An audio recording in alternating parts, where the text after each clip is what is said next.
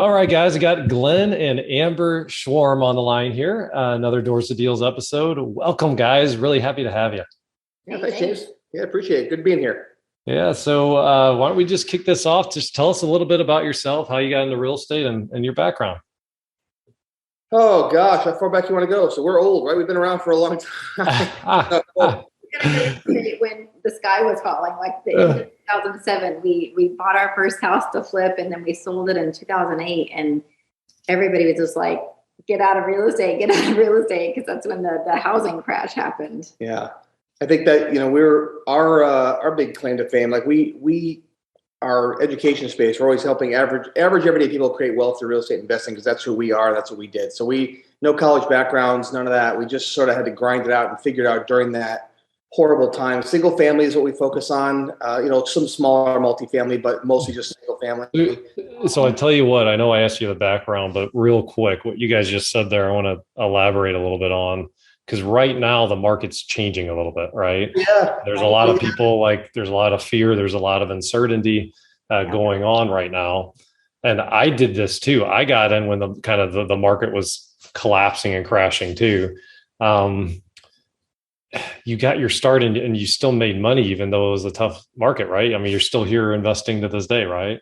Yeah, we've done about close to 1,000 deals, probably in that range right now. And we have a team that we moved to the beach in Florida here last year. And then our team works in upstate New York primarily right now. But yeah, we made money during that time. I guess we didn't know we had nothing to compare it to. And I think it's also important for the listeners to know, we didn't start out with anything. We didn't have savings in the bank. We started out with a no doc loan, which they had at the time. But on our first house, we were down to our last $1,700 of cash, credit, anything. We were sleeping on an air mattress. I mean, we had nothing. So it wasn't like we had to sell that house to pay off the credit cards to get back to level. We made $17,000 that first flip, right? Right. Yeah. So it's, you hear these stories today of these, hedge funds coming in and people that have all this money backing and all that kind of stuff. And that just wasn't the case for us. We had nothing to fall back on. We really started out of desperation. Yeah. I don't know about you. The opposite of a hedge fund. Yeah.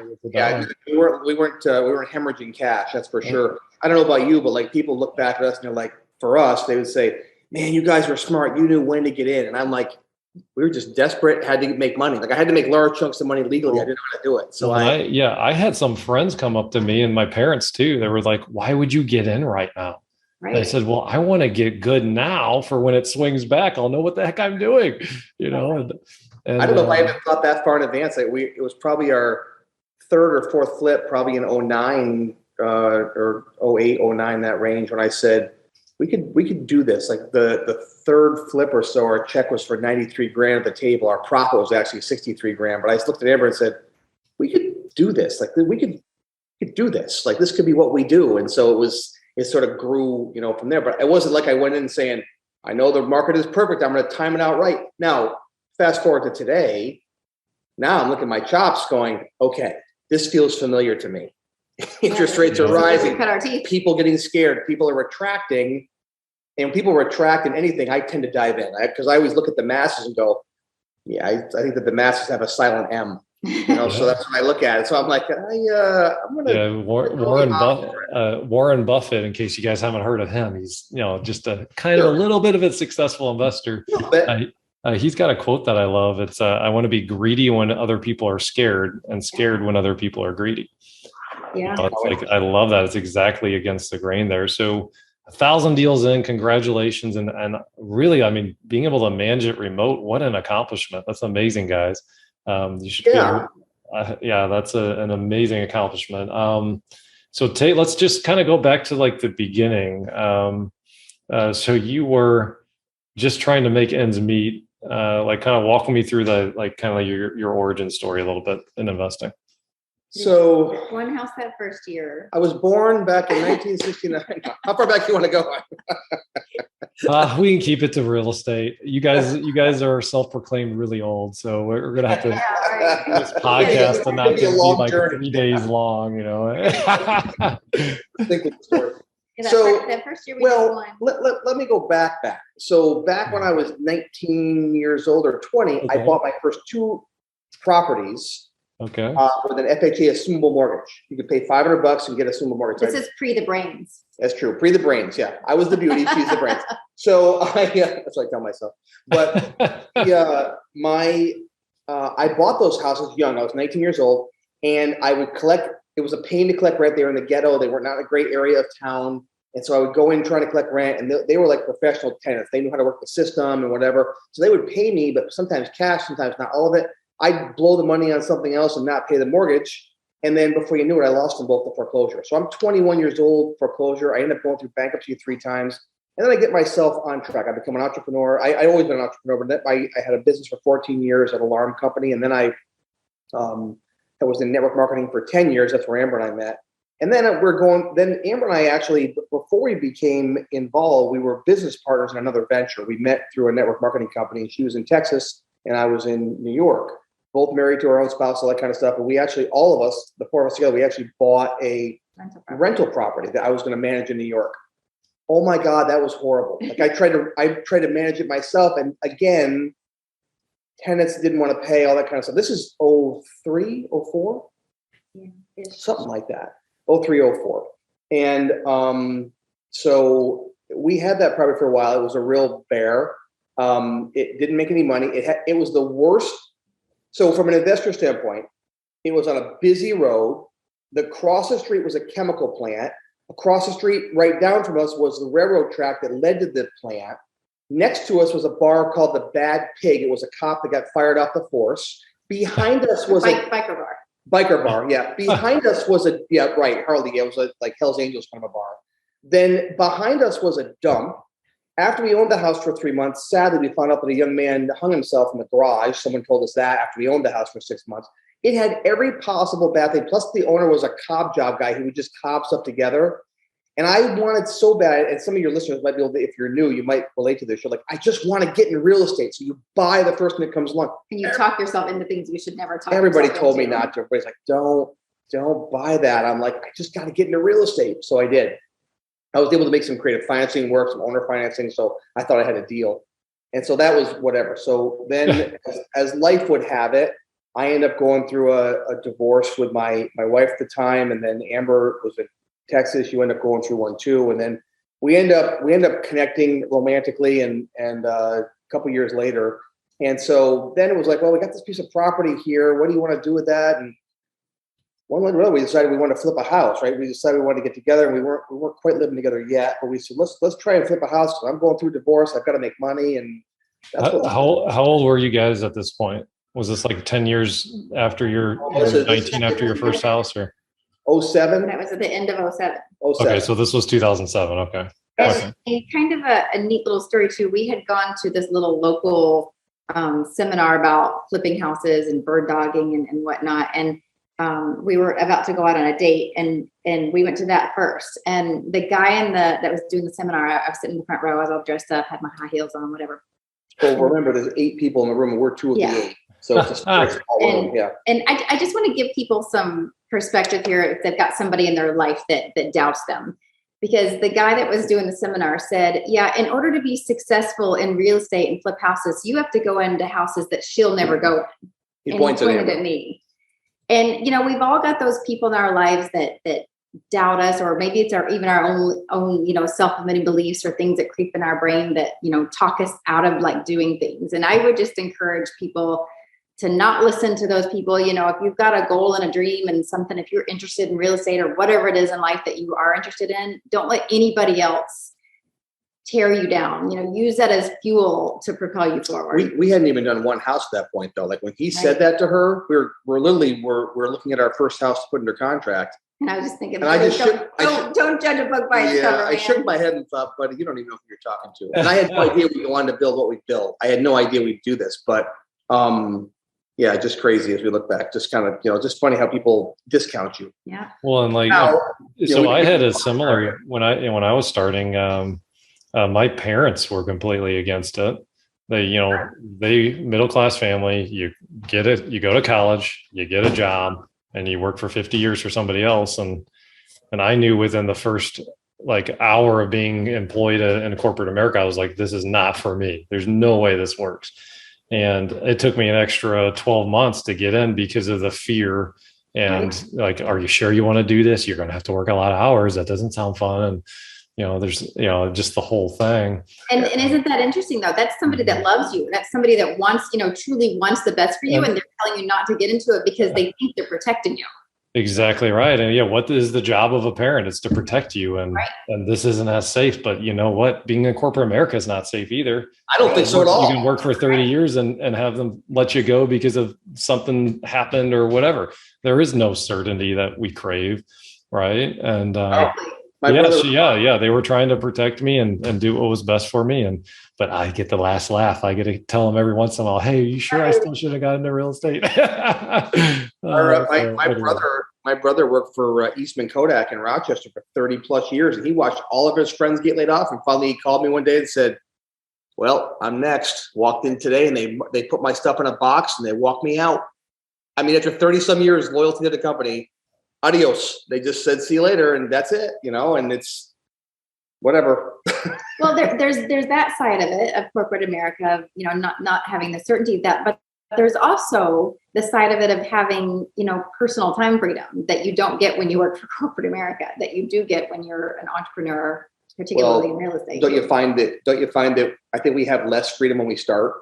Like when we start, we're working hard for a long time. We still are. We're still grinding, working hard, but you have to get to a point where you have more freedom. I don't know about how your journey's been, but that's how it's been. Yeah, I mean, it took me 13 years of working really hard. Now, I do think that there's this misnomer that, I think Grant Cardone's done amazing things for a lot of people, right? Sure. But like when he came out with 10X, it became you have to work 10 times the amount of hours and you have to do all of this extreme stuff. And for some people that works, but for the everyday average person, for most people, working a 60 plus hour work week, you end up getting less done. It becomes diminishing results than if you had 30 hours of focused, purposeful, intentional. You sprint for 30 hours. And like, I think there became this thing where like, well, I have to work more hours to be able to do this. There's weeks that I've had in my entrepreneurial journey where I've worked 20 hours and I got way more done than I did in 40 hours because I worked on the right thing that had way more of a result than just checking emails for and sending out email replies, right? James, isn't it funny? Just literally right before we got on here, I told Amber, I said, I think I'm having lately I've been having some weirdness in my head. And I'm like, I think lately I've got such great people on my teams from both. We have three large companies, right? We have our education space, our flipping space still does 100 deals a year. And then we've got a, rental portfolio. It's about 50 plus houses. And then about 13 of those are Airbnbs and short term. So we have a lot going on, but I find some weeks I'm not busy like I used to be. And I had this, I don't know if you had the same feeling, like all of a sudden, if I'm not so busy, I'm like, I should be doing something. I've been busy for so many years. I have to do something. And yet I'm making more money, but I don't know if you it's weird for me. I don't know if that makes sense. Crazy. I've been through that. It's weird, absolutely been through that. And the strange thing too, like when you get into the more of like a visionary role is like, I could be on the golf course and be like, oh, okay, there we go. That's the idea. Right. And when you give yourself that freedom, and I used to think like I had to do that visionary stuff outside of like the 40 hours. Yeah. I didn't give myself the space to think. Right. And, now that I have that, I mean, the things we're working on now are, we got the potential to make 100 times what we're used to making with some of the initiatives we're working on right now. Right. It is funny. The visionary role. I think when I learned that about a year and a half ago, I'd never really heard that before until I started reading books and, what's the EOS, all that stuff, all those books. And I started learning about visionaries and I started really learning about that. I thought, that's actually where I'm good. Like that is my job. And that's okay to be a visionary. It's okay to be the guy that thinks through everything. I've always been the guy that thought it, then started, then built it, then grinded out. And that's good. But when you start getting the right people around you, life takes a whole different look. Because when you can do what you're great at, I think that's what I'm great at. She makes fun of me all the time. So I have to give you a remote control and shut you off. I have ideas that just spew out of me. I can't help it. Finally, at 1:00 in the morning, I'm like, just shut up. just be quiet already. So every time my team makes fun of it, they're like, oh, good, another idea. I go, yeah, you guys all laugh, but all 50 of you guys are living in my ideas. So shut up. But you know what's interesting? Like, this conversation totally lends itself to the thoughts that we have in our heads. And, you know, we all live life through our own tinted lenses, you know, based on our own experiences, based on our own childhoods, based on things that have happened in our life. And you guys both just said that once you learned you were a visionary, like, you have to talk yourself into, hey, it's okay to do this, that, or the other, because you're telling yourself this other story. So how important is it in our life to challenge our own thoughts? Yeah. Because I mean, it might lead us, you know, they might, because thoughts can be right or wrong. yeah. I mean, it's all the billionaires of the world didn't become that way because they had more time. They didn't become that way because they did more tasks. They became that way because of how they think.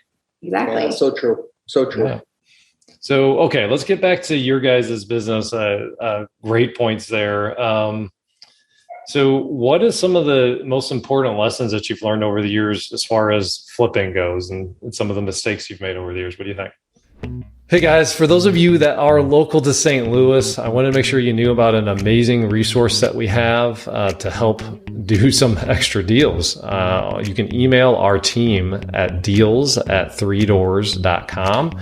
And just so you know, we do deals with other investors all the time. Like, it's been hundreds and hundreds over the years, and we've averaged over 100 deals with other investors per year for over the last 5 years.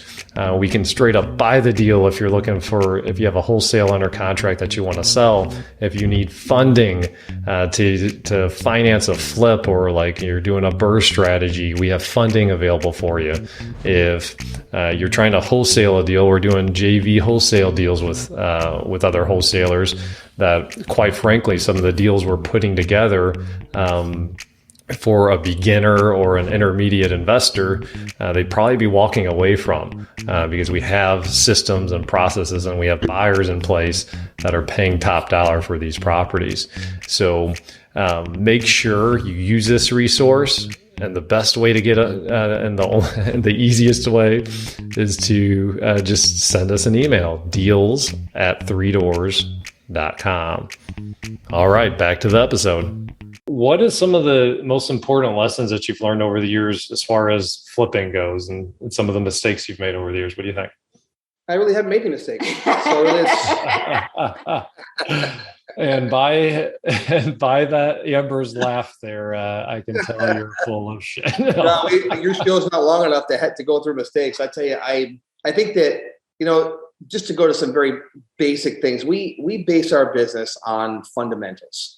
I don't get too caught up in hype. I don't get too caught up in the trends. I don't get too caught up in new technology. I watch it. I learn from it. We stay grounded in, we make our money when we buy. I know your listeners have probably heard that before. We make our money when we buy, we realize that money, or we cash the check, so to speak, when we sell.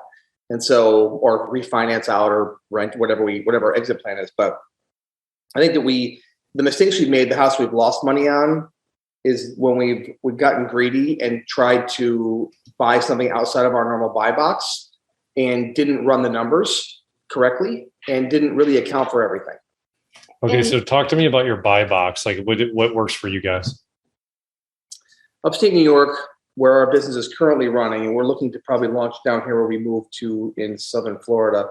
But our buy box up there is typically single family homes, 1,200 to 2,000 square feet. Really, 1,800 square feet is probably about the median size.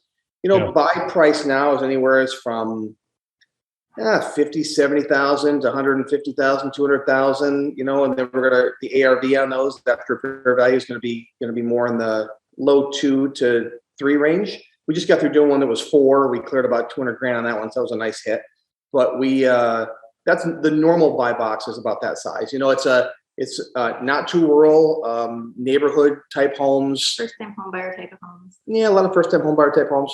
Yeah, for sure. I think that we also, one of the big mistakes though is hiring the wrong people or holding on to them too long and not making quick enough decisions. That's for sure. With stuff like that. That definitely So holding on to properties and people too long, or just one, or Mostly people. Yeah, if we're flipping a house, obviously every day is too long. Right. So yes, some properties we had to help. Some properties because of mistakes we held on too long.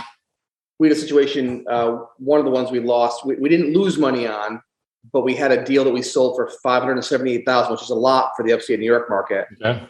And this is going back 7 years ago, and we made $4,500 on the deal when it was all said and done. Now we didn't lose money, but we should have made close to 200 grand profit on it. But without going into all the details, Amber was hospitalized for the birth of our little boy, and so for 6 weeks, and then he was in the hospital for 3 months after that. It was a very complicated, very scary time. And during that time, I had a lot of systems set up in our company so that I could step out of the roles of sales and management and that kind of stuff. So when I walked in and said, guys, Amber's in the hospital, we're out. I'm checking out. You guys run this company. And they did. They did a good job buying houses. We have a dog barking. So we have kids outside. I have a 9 and 7-year-old in the backyard swimming. They're fine, but no, the dog needs attention. 90 degrees here, so he's probably crashing. You'll see him walking here. So anyways, during that time, what I had not planned for, Amber was the project manager. So I handled all sales, buying, business stuff. Amber handled the management of the job. She managed the contractors, she managed the design, all that. So when we suddenly lost our wingman, that was bad because my team, her assistant, I walked to her assistant. I said, Barb, it's on you. She's like, I've been an administrative assistant. I go, I know, but do the best you can because family's first for us. And I got to take care of my family. And so contractors, of course, smell blood like most of them do. And not all of them, but 99% of them feels like 95 probably. And they took advantage, kept doing change orders, had this problem, that problem. Before you knew it, our renovation was supposed to be 102,000. It was 212. And our holding cost, we held that house for almost 2 years. So that the taxes in upstate New York were 18 grand a year on that house. Oh boy. We paid 30 some grand in taxes. So before you know it, when we made $4,500, I'm like, my accountant said, you didn't lose money. I go, sure felt like it. Oh, we did. Yeah.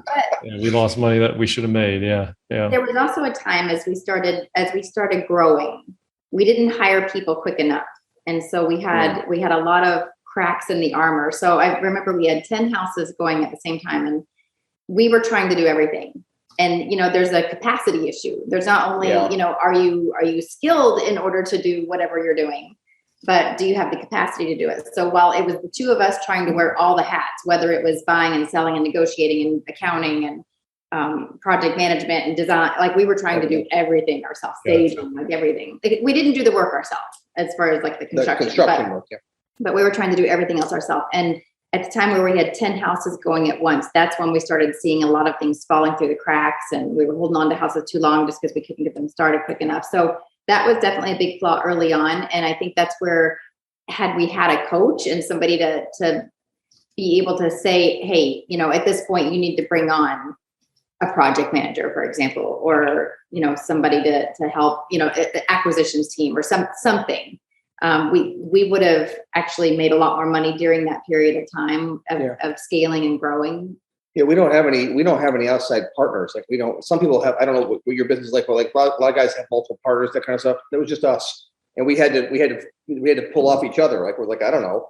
What do you think? I don't know. What do you think? So. And we were both in type A. Yeah, trying to figure it out. I'm stubborn and I want to so I figured it out myself. I think that's one of the reasons we opened our coaching business, is because we wanted to help average people like us figure it out faster. We made so many missteps and so many mistakes, and we screwed up so much that if I can help somebody avoid one of those mistakes, they could save themselves. And it sounds like you guys dealt with some of the pain so that we dealt with. One year we bought 300 houses, and everyone hated it because like our ops team wasn't big enough to handle it, and we made less money than the year before when we bought like 150 houses. Yeah. Right. So it's like if there's a way to scale profitably, and there's also a way to scale broke. Yes. So we were very much in the scaling broke. So we did a kind of a reset and intentionally got leaner, intentionally did less deals for a couple of years, and then kind of things have been growing since then. Bigger's not always better. Yeah. Bigger's not always profitable. No. Oh yeah, and it's amazing. I see posts all the time or some friends will confide in me like, hey, there's big names that you hear in the educational space that are saying they're doing big things, and I saw their P&L balance sheet, and They're not. there's not one person that would want it. Even though it feels like, oh my God, they did 500 deals and all that, right? Yeah. And what's interesting now about all of the gurus that are out there and a lot of the trainings is a lot of them have started more recently. They haven't gone through because right now, even through COVID, like you could be an idiot and make money in real estate. Yeah. It's covered a lot of mistakes the past few years. Right. So this market has. So now that things are shifting, we'll see if those same people are going to be able to ride out the changes. Yeah. Well, and they may be able to ride out if they're doing well enough in their coaching business, right? But yeah, no, it is interesting. It's so like, I mean, what advice would you give people like looking for a mentor? Like what should they look for in a good one? I just did a post about this actually. Find someone who's got longevity. I'd say for me, I'd find someone that's been around like us 15 years or more. I'm not saying look, come to us. Like if you like us, that's fine. But find someone that's got longevity through multiple cycles. Because like Amber said, if you find someone that's just been successful the past 5 years and they claim they're successful in 5 years, almost anybody could be successful in the last 5 years. I've seen guys I've seen our students actually make some mistakes, even though we've told them not to do certain things, they've done it. And they still stumbled out with a 50,000 profit, 80,000 profit because they got the house sold for 30,000 more than they expected, 70,000 more. I think we're still going to be able to move property. I don't think it's going to move as fast as it has been with as many multiple offers because the interest rates going up and everything happening. So I think when you're looking for a mentor, you've got to find someone that's got longevity, that understands market cycles, that can coach and guide you through these upcoming market cycles. Because none of us know what's going to happen. I think all of us are hoping for the best, but none of us know. What's really going to happen? I don't think it's going to stop, but I think it's going to slow down dramatically. I think you have to know what to do and where to put your money. So I think when you're having a mentor, find somebody who's got longevity for sure. Yeah, and I think it's important to find somebody that you resonate with. There's a lot of people out there that would appeal to people for different reasons. There's some people that are really flashy and have their fancy cars and their planes and like they put on like that kind of show, the Rolex watches and all that. Glenn and I are really, really, like he said, we never went to college. We have a blended family. We have 4 kids. We have, we have our dream house in Florida. Yes. But like, we're not into the whole super flashy stuff. We have a lot more family values and like, we value experiences over things. And so I think it's really important to find somebody that has what you want so that you can do what they do. And somebody that I'm big on trusting your gut. Yeah. If somebody like looks too good to be true, they probably are. And one of the biggest compliments we get when we do our workshops is you guys just seem like really authentic because we tell the good, the bad, and ugly. Yeah, like, we don't sugarcoat things. Yeah. Like you can lose money in real estate. Yeah, I open up a segment with that, and people are like, "Oh, I'm like, well, listen. If you wanted to get sugarcoated, there's plenty of guys that'll blow smoke up your ass online. Go talk to them. If you want the real side, come talk to us. That's what that's the next thing I would say is transparency. Like that's where. When you're looking for a mentor, I would find someone that's transparent, unless you just don't want to know the dark side. Because if you just say, well, there is no dark side, well, then you're lying. You want to be naive to it. Yeah. So I think you got to find those things. I think transparency, I think longevity, I think being real, I think being open, honest, all that, and someone you resonate with. Accessibility too. Like accessibility. You want somebody that you can talk to and that has a good system put together. Yeah. Yep. That's easy to follow. Yeah. So tell me a little bit about kind of some of like the system that you guys use to flip houses. So where do you want to go with that? So like what we do for marketing, that kind of stuff? Do you want to? Well, yeah, just like let's just go into some macro version. Obviously we don't have time to get into the nuts and bolts of a full-fledged course, right? But what are some of the key principles that you believe that it takes to make money flipping houses? So you have to have a steady supply of leads if you want to do it on a consistent basis. So we've been doing TV ads for probably 7 or 8 years. That's been a big thing for us. And We do direct mail, we do online, SEO and that kind of stuff, and they have some cold calling companies working for us. So we've done bandit signs, we've done driving for dollars. Shockingly, bandit signs have always been the biggest return on investment. Stupid things, I can't stand them, but they work. So they work. I don't want people thinking they have to go to TV commercials to be successful, though. No. Yeah, no. Well, it depends who we're talking to, right? It depends if your brand's spanking new, then, but you have to market to have leads come in, whatever your capacity for running those leads. And then you have to have a system in place to go through those leads and sort of pre-qualify them. Don't over-qualify them, because then you won't go on any leads. But to pre-qualify leads, then you want to have somebody go out on the leads, whether it's you or whoever, but go out on the leads, look at the houses, and start making offers on houses. And that's some pretty basic things. Have the phone ring to you people that are, you want motivated sellers, right? So that's what we focus on. And understand that you make your money when you buy. Yeah, and then you go out. Yeah, we give all of our students what's called the home flipping evaluator. The workshops we do is called the home flipping workshop. That's where you can learn more about us. But homeflippingworkshop.com. But we give them a home flipping evaluator. It's a step-by-step systematic way to go through a house. It's got the prices and stuff built in there roughly. You have to adjust for your area, but then once you have that, we get what's called the Mayo. It's pretty, you've heard that term, but maximum allowable offer. What can they offer? Then we talk about negotiations, and then from there, you have somebody manage the project and then decide what your exit strategy is going to be. You're going to sell it, you're going to rent it, whatever, So that's a very high level, very fast paced training, but that's the system that we put people through, and just continue to do. And also understanding the different exit strategies, because I think if you take a really one size fits all approach to real estate, you're not going to maximize your income either. Yeah, we wholesale out of 100. We did 100 deals, 101 or 101 deals last year. Where it was, I think we had 80 of them were wholesales, and maybe 16 or 17 were renovations, and then we held on to 5 or 6 rentals. Now a couple we turned into short-term Airbnbs. So that's kind of the numbers. Now we are looking to up our game in the rental space. Again, we own them ourselves, so we're doing them all ourselves. We've got about 50 of them now, but I want to get to 100 of those suckers paid off as soon as possible. That's what I'm looking for. It's kind of my first big nest egg goal. If I can have 100,000 a month residual coming in, great. That way, if I get old and senile, I can be in my beach house and not have to worry about it. You know what I mean? So what a fantastic goal. Everything we do is we're generating cash essentially to buy rentals. That's what we're doing. So. Man, that's something we would start earlier, because we got into flipping, but we wish we would have started our rental portfolio. It's crazy how much more money there is over time on deals. Crazy. I mean, it's not even close. It's not even close. So Glenn, our conversation went a different direction. I'm going to ask you a question I wanted to ask you earlier, if you're comfortable sharing. Sure. In passing, you just kind of mentioned going through 2 bankruptcies. Yeah, 3. Or 3 bankruptcies. Before I was around 21 years old. Yeah.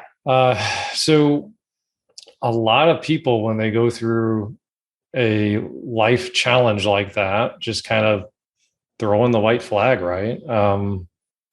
What did you learn from dealing with that? And how did you rebuild yourself and even a company that was even lendable? Because you're buying these rentals now, so people are giving you loans now. So you had to rebuild things, right?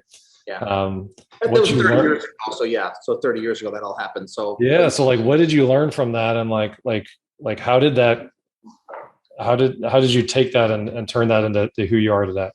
I come from a very strong, salt of the earth kind of family. Didn't have any money, but a lot of integrity. My parents had good credit growing up, that kind of stuff. So when that happened, it was a big black eye on a lot of things. Small town, upstate New York. And so it wasn't a great experience for me to be in the paper and all that kind of stuff. Embarrassing, a lot of that. There was a moment during this time, though, that changed it for me. And I was going through really rough times, and my alarm company that I had, I used to make sales for camera systems and alarm systems for houses, businesses, that kind of stuff. I did all the sales myself, whatever. And so I was going through these bankruptcies. So now, mind you, my name's in the paper, and I'm running a security company. Just try to imagine the embarrassment of a young man. We're proud, trying to go through all this. Well, long story short, I had my power got shut off. And I was not with Amber at the time. I was with my first wife at the time, but my power got shut off, and I owed him $5,000. And it was November in upstate New York, so it's cold. And we slept on an air mattress on a waterbed rather, that has no heat, right? So it has no power, so no heat. So I'm getting hypothermia. This goes on for about a day. And I go up to the bank because I had just made a deposit. Somebody had given me a deposit check for a camera system. So I'm like, okay, I'll take the money out. I'll rob Peter to pay Paul, like I've been doing forever. And I'll figure this out. So I pull up to the bank, who my family's gone to my whole life. I grew up there, little boy, my bank account, whatever. And I pulled up, I said, I got to take out $4,000. I was going to pay the power bill. And they walked back and said, the IRS has seized all your accounts. And I said, what? I said, no, my business account. They go, they took everything. And I didn't have any money. I had that one deposit check to buy cameras. I was going to rob Peter to pay Paul. I had to go get in line at the social services. And I had to go get on a program called HEAP. And I stood in that line and I looked around at the people around me, not being judgmental because I was there. And I looked around, but I realized that I was never going to go back to that line again. I am never going to do this to myself again. This is never going to happen. My credit score was like a 400, whatever the lowest that you can get. That's what it was. Judgments and people calling me. You're going through bankruptcy. It's a tough time. And I would liken it to shoving my hand in red coals. If you do that once, you'll never do it again, right? If you're like, oh, those are pretty, you'll never do it again. So it was like that. I went through that experience, and it was so ingrained in me that I'll never go back there that I probably overwork now. It's probably why I feel guilty if I'm slowing down, because deep inside me, I will never go back there. I'll never put my family through that. I didn't have a family back then, just my wife. But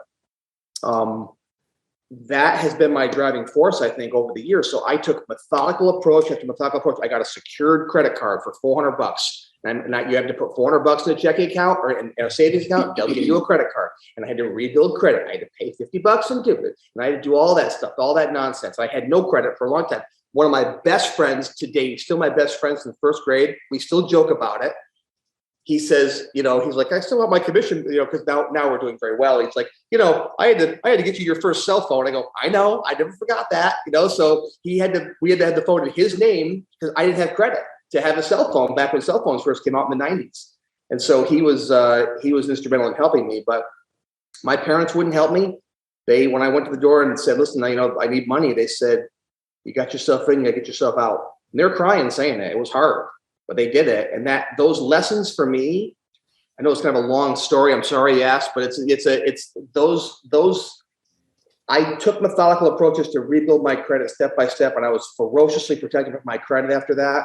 And I slowly, it took me 7-8 years to be able to get a car loan. And then before that, and then honestly, to this day, when I'm doing loans now, and if I'm refinancing a house, a couple $100,000, or I refinanced about 25 houses last year, it was several $1 million refinance we did. I'm laughing that I can just sign papers now and have it happen, because that little guy is still in my head, remembering those days when I couldn't even get a $200 credit card. So as far as like just business and how you do things, what was the difference? Like what behaviors were you doing before bankruptcy versus like how you run things now? Like and obviously way more successful now, right? So what's the difference there? Like how are you? Keep in mind, I was 21 years old. So not that makes it better, but I was a dumb 21-year-old kid that was being irresponsible and just trying like hell I was living beyond my means, and I was writing checks I couldn't cash, and I was praying to God that the success would come in. So I didn't really have an approach to it, and I was in real estate, but not really in real estate at the time. So I kind of winging it a little bit. Yeah. Oh, not a little bit.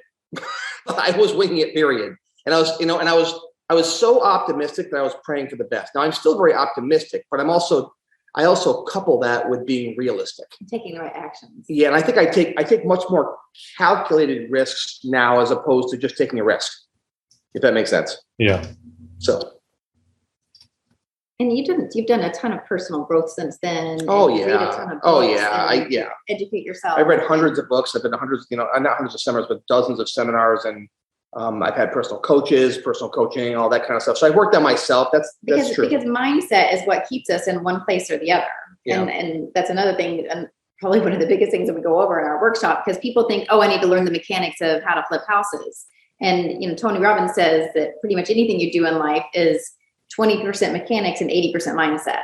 And that's so true with anything you do in life. And it's so true of real estate and flipping houses or whatever branch of real estate you want to go into. And I think at the time, you were young, You had a lot of head trash. You just wanted to kind of party during that time of your life because you were young. But since then, we've both done a ton of work on ourselves and growth and just becoming better people and better human beings and better parents and better in business. Yeah. Okay, that's a wrap. Don't forget, for additional resources, go to doorstodeals.com/092. If you're an agent trying to get into this whole investor game, let us know. We're here to help you any way we can. Finally, go out, live your purpose, and above all else, go after your dreams. Till next time. Thanks for tuning into the show. For more episodes and resources that will unlock Doors to Deals, check out our website, doorstodeals.com.